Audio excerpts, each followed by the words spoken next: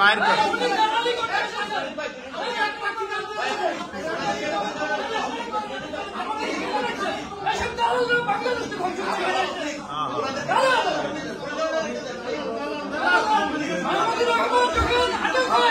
আপনি লিখেছেন আসাদ সাহেবকে যখন হামলা করা হয় আপনি বলেছেন কোনো কথা দালালি করতে আসবেন না।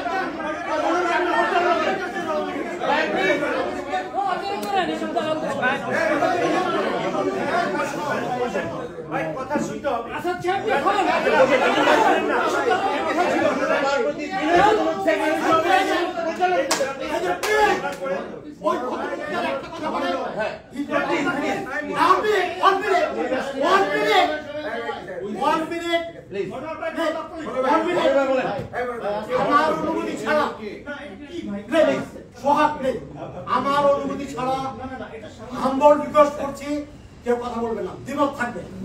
প্রেস ক্লাব মানে ভিন্ন মতের জায়গা, বিভিন্ন মতের লোক বিভিন্ন বলবে। আমি জুলাই আন্দোলন সমর্থন করছি, একজন করে নাই, করতে পারে।